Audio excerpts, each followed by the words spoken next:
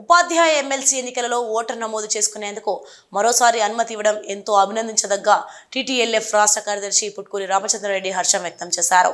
ఈ మేరకు వారు జిల్లా కలెక్టర్కు వినతిపత్రం సమర్పించారు.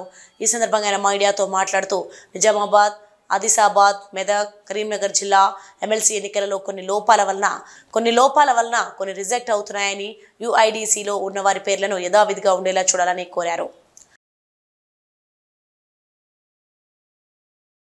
ఈ ఎమ్మెల్సీ గ్రాడ్యుయేట్స్ ఎన్రోల్మెంట్ ప్రోగ్రాంలో చిన్న లోపాల వల్ల కొన్ని రిజెక్షన్స్ చేస్తున్నారని మా Telangana teachers and lecturers forum గ్రహించి ఈరోజు గౌరవనీయులు జిల్లా కలెక్టర్ గారికి మరియు డిస్ట్రిక్ట్ రెవెన్యూ ఆఫీసర్ గారికి మా Telangana teachers and lecturers forum నుండి వినతిపత్రం ఇవ్వడానికి ఈరోజు ఇక్కడికి విచ్చేసి వినతిపత్రం ఇవ్వడం జరిగింది.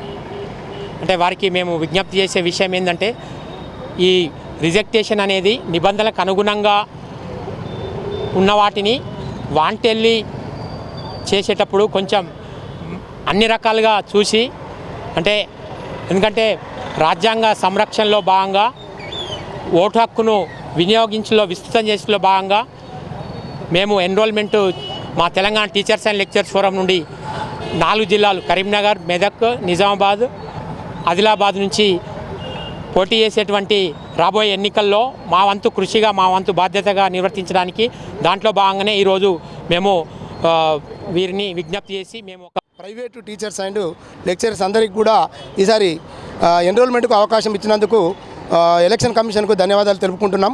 కానీ కొన్ని లోపాల వల్ల వీరి ఎన్రోల్మెంట్ ఎక్కువ చేసుకోమని చెప్పడం జరుగుతుంది.